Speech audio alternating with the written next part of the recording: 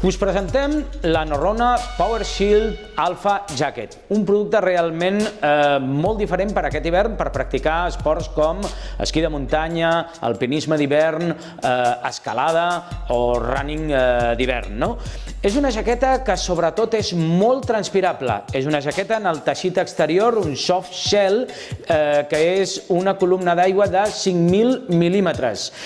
L'objectiu d'aquesta jaqueta és que ens protegeixi del vent i de la pluja dèbil, però que no sigui molt impermeable perquè no impedeixi que l'excés de suor i de calor vagi a l'exterior. Això vol dir que és una jaqueta que està molt indicada per exercicis molt intensius en exercici físic,